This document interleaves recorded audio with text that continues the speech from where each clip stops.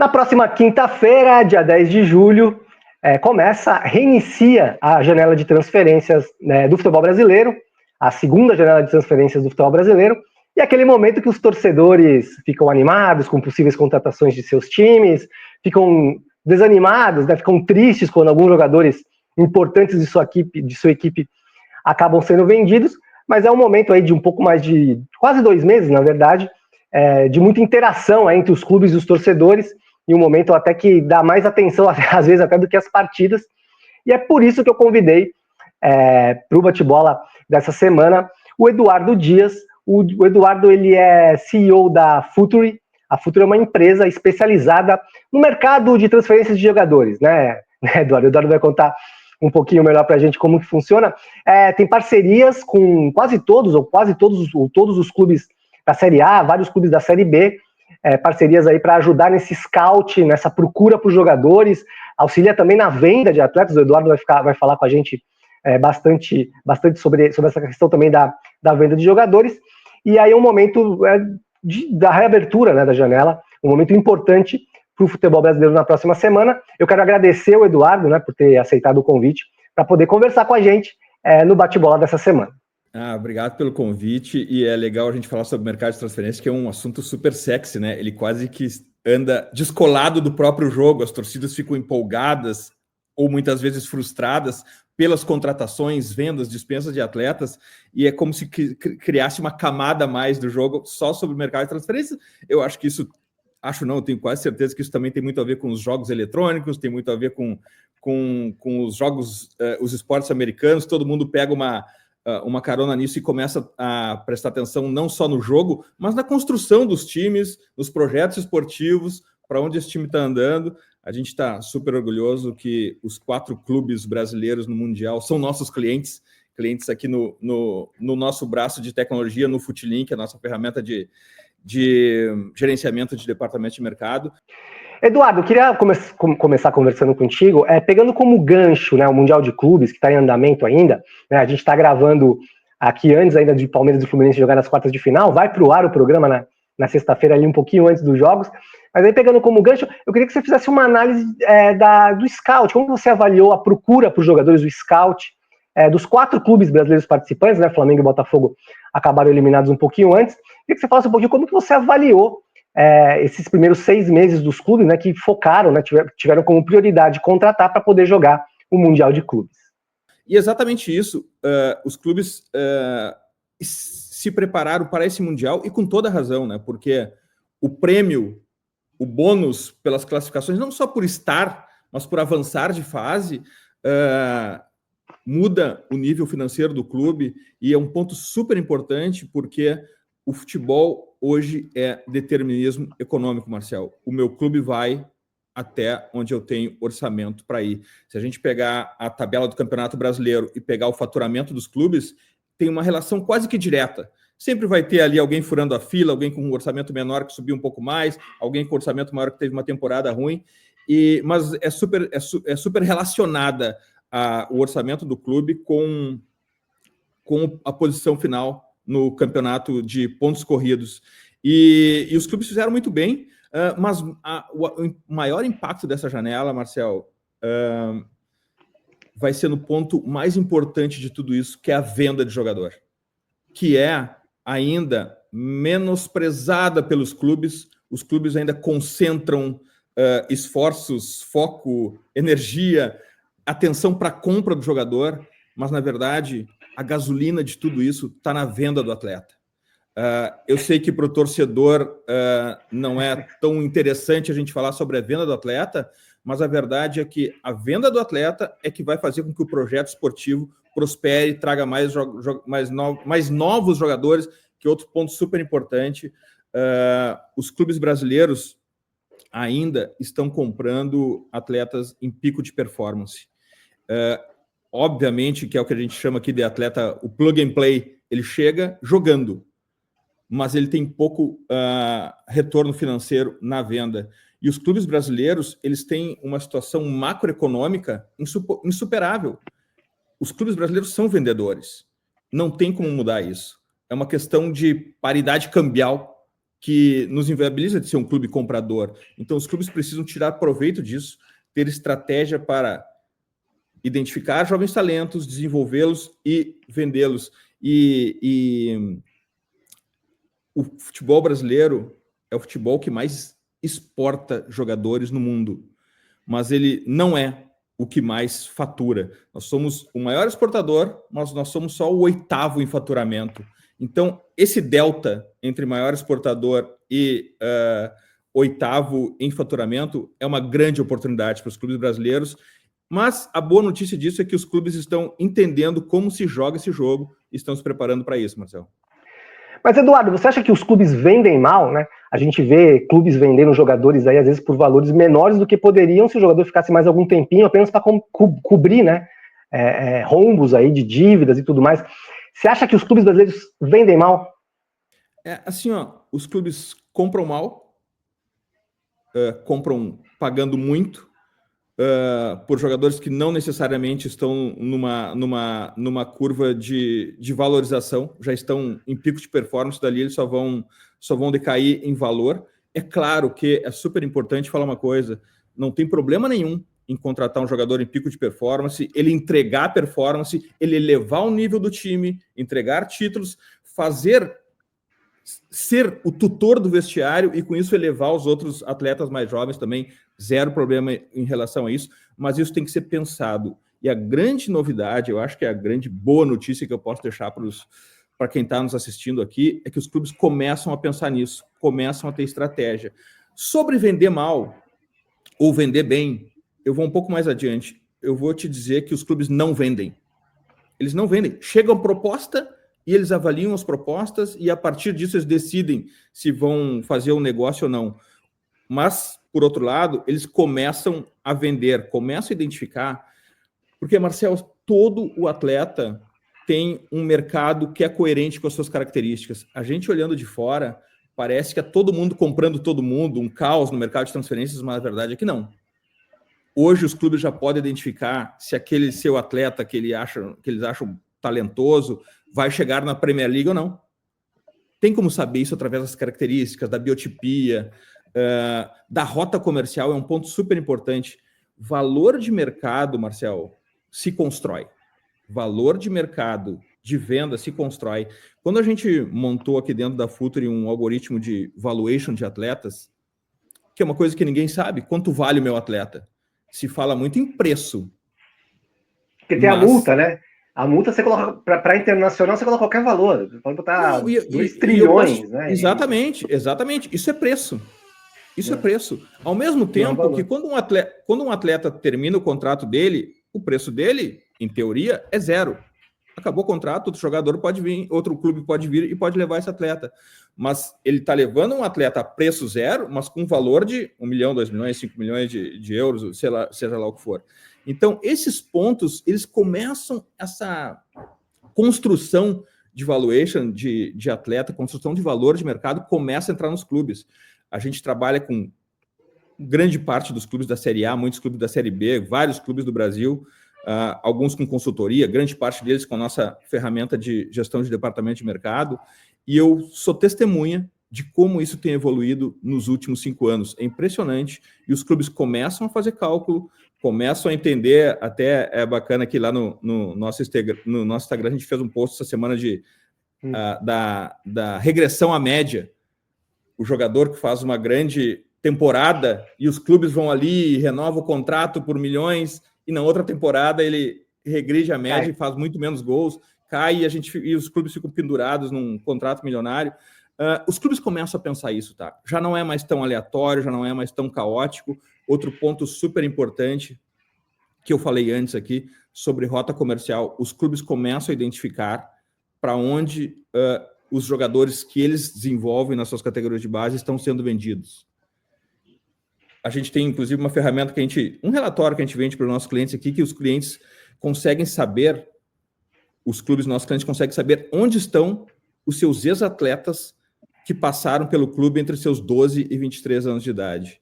E com isso, eles têm um relatório completo de como o mercado está absorvendo os atletas formados.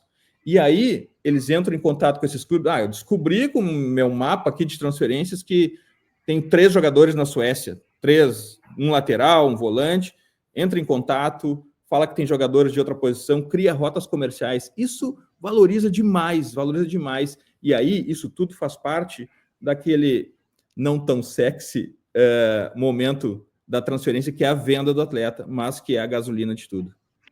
Então, Eduardo, até é engraçado, né? Porque antes da gente começar a gravar a entrevista, a gente estava conversando ali e o Eduardo estava explicando de uma mudança nesses departamentos dos clubes e que são feitas as análises dos jogadores, né? Antigamente era o departamento de scout e hoje virou um departamento de mercado, porque ele abrange muito mais do que simplesmente procurar jogadores, né, para contratação. Eu queria que o Eduardo, se possível, você pudesse explicar um pouquinho para a gente essa mudança aí de departamento de scout para departamento de mercado. É impressionante como isso tem evoluído no Brasil. A gente evoluiu uma década em 5 anos. A gente começou a trabalhar dentro de clube em 2019 e naquela época era... eu preciso de um lateral. Ok, lateral jovem, velho, lateral, qual o valor de mercado? Vamos vender para quem? É para atacar a linha de fundo, é para defender a área? Não, para aí, é muita pergunta, a gente quer um lateral e pronto. E isso era pedido de clubes gigantes do Brasil. Eles queriam um lateral e pronto. Mas isso evoluiu muito de lá para cá. Hoje, esse departamento que era o scouting, que procurava o melhor jogador, nós vamos atrás do melhor jogador. Hoje mudou. Hoje são departamentos de mercado. Nós vamos atrás do melhor jogador para o nosso contexto, dentro de um preço abaixo de seu valor do mercado, que a gente possa desenvolver e já vender para um mercado que absorve esse tipo de atleta, com essa biotipia, dessa posição. E então isso mudou muito. Os clubes começam a gente brinca aqui, né? Começa a ter Excel dentro dos clubes, começa a usar o Excel dentro dos departamentos de scouting, agora mercado. E com isso também, todas essas dores do clube, que em 2019 o departamento de scout não tinha nada. A gente foi aprendendo com os clubes, a gente desenvolveu uma ferramenta que hoje é usada pela maioria dos clubes do Brasil, que é o FootLink, que é o sistema operacional dos departamentos de mercado. Então está tudo organizado lá dentro, sai um profissional, fica tudo lá dentro, as tomadas de decisões estão lá dentro, o mercado de transferências, compra e venda de atletas são feitas lá dentro, todos os atletas do Brasil são rastreados pela ferramenta. Os nossos clientes, grande parte dos clubes do Brasil, eles já conseguem identificar os talentos precoces com 13 anos, com 15 anos, que tem mais ou menos minutos jogados, e com isso eles podem mapear todo o Brasil. E é super importante isso. Não tem outra saída, o futebol está ficando insustentável financeiramente, não há outra saída que não seja desenvolver atletas, identificar o mercado coerente para eles, fazer com que esse atleta ganhe títulos, projeção esportiva dentro do seu clube e a partir daí seja vendido. Um ponto super importante que eu gostaria que todos que estão nos ouvindo aqui levem consigo e prestem atenção nos seus clubes. A moeda mais valiosa do futebol não é o dólar, não é o euro. A moeda mais valiosa do futebol se chama minutos em campo. É ali que a mágica é feita. É ali que acontece a grande valorização dos atletas jovens. Atletas que com pouco mais de 1.000 minutos jogados, 600 minutos jogados, saem por 15 milhões de euros, 20 milhões de euros. Então, quando os clubes colocam atletas jovens em campo, a moeda mais valiosa transforma essa moeda mais valiosa, os minutos em campo, transformam a realidade de um clube. Mesmo clubes médios, clubes pequenos, começam a identificar isso. A gente não tem como sustentar mais uma quantidade gigante de atletas que chegam aqui com 25, com 30 anos de idade, custando milhões, com salários astronômicos. Essa conta não fecha. O Brasil precisa ser como é um grande celeiro de talentos e precisa, além disso, ser uma grande referência no business, nas transferências dos atletas. E a gente tem muito potencial para isso e está caminhando para isso. E o Mundial, a visibilidade do Mundial nos dá essa possibilidade de acrescer valor de mercado aos nossos atletas. E eu vi um estudo feito pela empresa do Eduardo, né, Eduardo? Feito agora, acho que foi agora em junho, né? Que acabou sendo divulgada.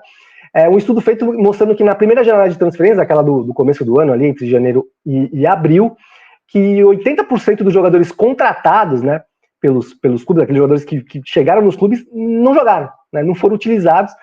É um dado muito curioso, porque mostra que às vezes os clubes estão contratando errado, né, Eduardo? E assim, eu queria que você explicasse pra gente como que é essa situação, como que foi feito esse estudo e por quê? Qual que é a conclusão que se chega, por que os clubes não utilizam os próprios jogadores que eles acabam contratando?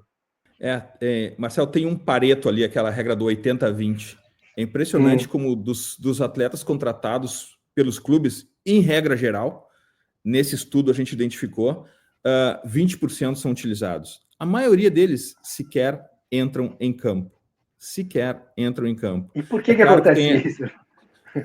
Porque aí a gente pode voltar. É claro que não é uma... eu não tenho aqui o poder de definir o porquê isso, mas o que a gente pode suspeitar é daquela questão que os dirigentes ainda buscam muito aprovação social, Marcelo. A aprovação social se faz hoje nos clubes de futebol contratando atletas. É impressionante como a senha contratacionista que toma conta a cada janela, precisa contratar.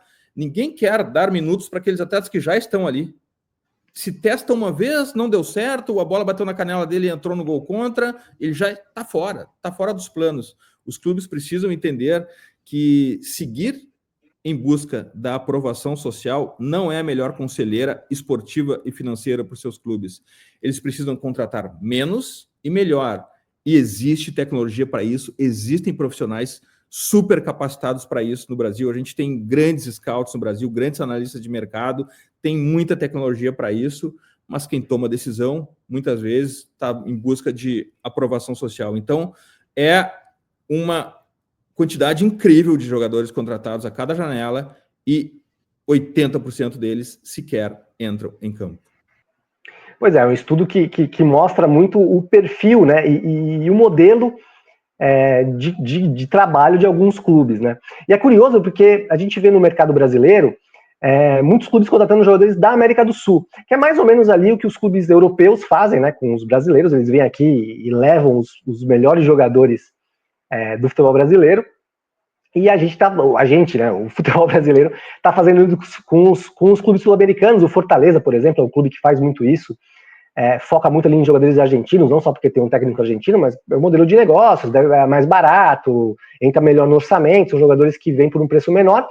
Mas eu queria que você fizesse uma análise, Eduardo, de como que você avalia essa possibilidade, né, essa visibilidade dos clubes de buscar jogadores na América do Sul, às vezes até em detrimento aqui, em jogadores que jogam no Brasil, dentro do Brasil.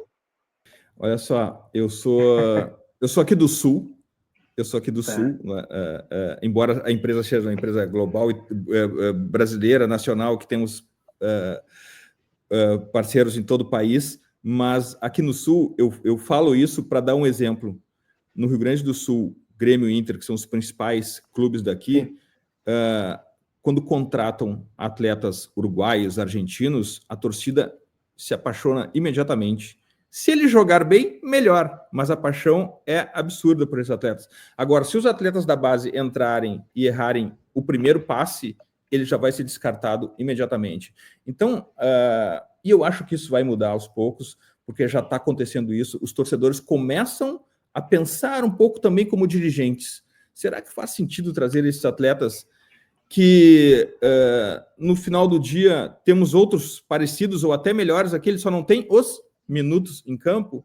Agora, tem outro ponto que influencia muito nisso, Marcelo, que é o fato dos atletas brasileiros, pelo menos os de primeiro nível, até mesmo os jovens dos principais clubes, receberem um salário muito alto.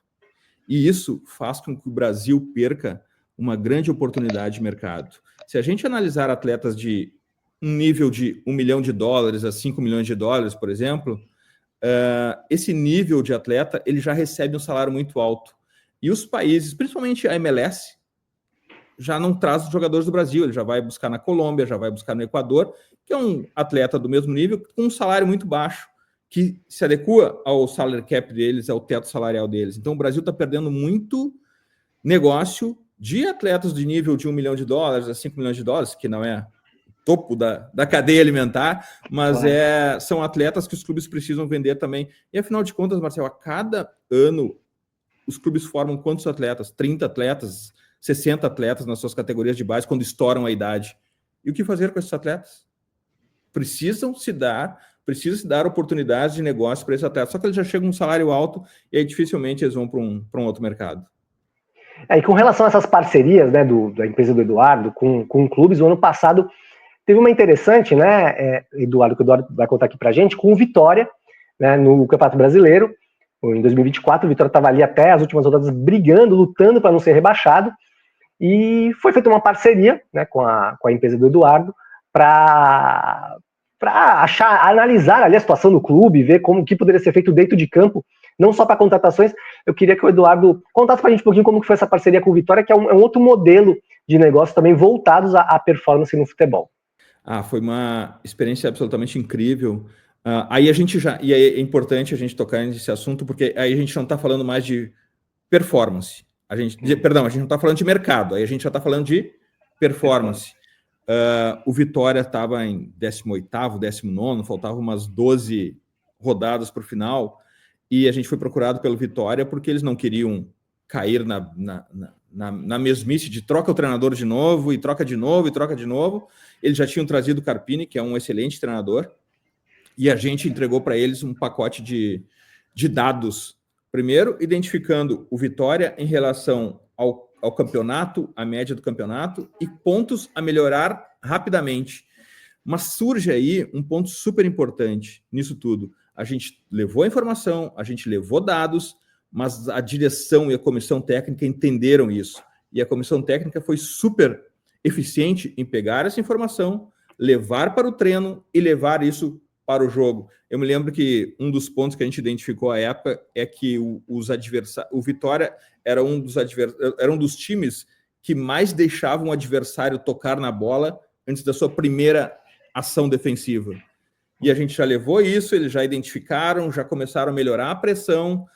Eles também identificaram que as chances de gols criadas pelo Vitória precisavam ter mais qualidade e precisavam dificultar mais a chance do adversário. Então, todos esses pontos, claro que tem outros aqui, mas a grande sacada disso é o entendimento da comissão técnica, como eles receberam esses dados e transformaram isso em treino e transformaram em jogo. Eu me lembro que tem outros pontos também, que eram os minutos, tinha alguma fase do jogo, algum bloco de minutos do jogo que o Vitória tomava muito gol. A gente identificou isso, os atletas começaram a ter mais atenção nesse aspecto, pararam de levar gol e rapidamente subiram na tabela. Por quê? Porque eles ganharam uma camada mais de informação. Com mais e melhores informações, eu posso tomar melhores decisões. Então, esse é um aspecto que também está crescendo nos clubes brasileiros. Os clubes brasileiros começam a identificar, porque os dados, Marcel, eles não vieram para substituir os profissionais. Os dados vieram para trazer uma camada a mais de informação. Então, por que eu posso dirigir com o Waze ao invés de dirigir sem o Waze? É mais ou menos isso. Claro que é uma analogia, talvez até um pouco pobre aqui da minha parte, mas é mais ou menos isso. É uma camada mais... É uma camada mais de informação, claro. Agora, para finalizar, a gente está estourando nosso tempo aqui para gravação. Eu queria, Eduardo, eu vi um tweet seu de algum tempo atrás, que você fala ali que hoje em dia não tem mais cobradores de falta como tinha antigamente, né, nos anos lá 1990, quando tínhamos aí Marcelinho Carioca, jogadores excepcionais batendo faltas, zagueiros que cobravam faltas de longa distância, faziam muitos gols.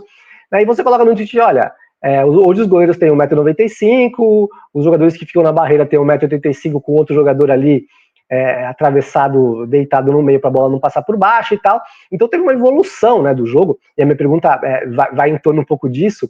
Teve uma evolução no jogo, e eu pegando essa questão das faltas, essa mudança, que hoje não temos tantos gols de faltas como tínhamos antigamente por causa dessa evolução no futebol, eu queria que você falasse um pouquinho sobre isso, né? Como que essa evolução do futebol, o futebol muda a cada 5, 10, 15 anos, como que isso também mexe, não só no mercado de contratações, mas no desenvolvimento do futebol como um todo. Boa. Até me lembrou que eu tenho que apagar alguns tweets meus lá. Mas esse é bom. Esse é bom. Ei, Marcelo, não, olha só, claro, é uma brincadeira. O jogo mudou muito. o jogo mudou muito.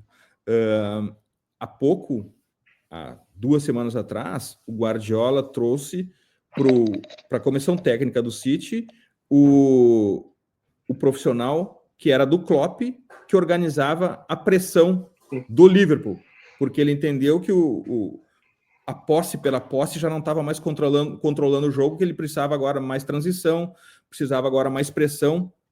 Então, todo dia o jogo tem o seu sistema dominante e todo mundo está pensando em como derrubar esse sistema dominante de outra maneira, e o Klopp conseguiu isso, fazer com o Guardiola. Sobre a falta especificamente, primeiro, hoje não tem tempo de treinar. Impossível ter tempo de treinar falta. E qualquer movimento de jogo é treino. Os goleiros hoje têm 1,95 m, uma envergadura absurda. Os zagueiros cresceram, as barreiras, além de terem mais alta, todos pulam e tem alguém deitado atrás da barreira. É claro que ficou mais difícil. Então, assim, obviamente que o talento do Zico, do Roberto Dinamite, do Marcelinho Carioca, do Neto, eram talentos incríveis e provavelmente mais talentosos que os atletas que a gente tem hoje, mas a verdade é que os atletas que tem hoje treinam menos porque não tem tempo. Absolutamente não tem tempo de treino. É avião, jogo, hotel. Avião, jogo, hotel. Isso acaba com a qualidade do nosso futebol. Os nossos jogadores precisam de tempo para treinar. Mas sim, os goleiros estão maiores, treinam mais e ficou mais difícil. Agora, o futebol é cheio de ponto cego, tá, Marcelo? Cheio de ponto cego. E a gente podia fazer mais um outro programa aqui falando só sobre arremessos laterais, que é outro ponto absolutamente desprezado nos treinos. Eu posso usar a motricidade fina da minha mão, eu posso pegar impulso, não tem impedimento e a bola parada com mais frequência no jogo. E quando tu vai assistir treino, e eu assisto muito treino dos nossos clientes, dos nossos parceiros, não tem treino de nenhum arremesso lateral ali. Então, assim, tem muita coisa para criar. Só para evolução do jogo, se a gente pegar um vídeo de um jogo de campeonato brasileiro de 4 ou 5 anos atrás, um ponto vai chamar a atenção de todos, é a pressão pós-perda. Anteriormente, o meu time perdia a bola e voltava todo mundo caminhando, cadenciado, para organizar a defesa. Agora não, todos os times perdeu a bola, já atacam imediatamente seus adversários. Está mais físico, está mais rápido, e eu acho que o Brasil está evoluindo nisso também. Bom, pessoal, é isso. Quero agradecer bastante o Eduardo Dias por ter aceitado o convite, né, por ter conversado com a gente. Podia ter ficar aqui mais meia hora, 1 hora, gravar um outro bate-bola somente falando sobre essas coisas interessantes que é do mercado, porque não é só um mercado de contratações, né? Tem toda uma metodologia, não só para buscar jogadores, mas hoje em dia para que esses jogadores possam render ali dentro do clube depois que eles são contratados. Tem uma metodologia também para a venda dos atletas, né? Para os clubes conseguirem fazer, como o Eduardo falou para a gente aqui na entrevista, toda essa questão financeira. Quero agradecer ao Eduardo, muito obrigado por ter aceitado o convite. Vamos ver se mais para frente aí a gente volta a conversar por aqui. E é isso aí, pessoal. Bate-bola dessa semana. Até semana que vem. Obrigado pelo convite. Até a próxima. Boa janela de transferência a todos.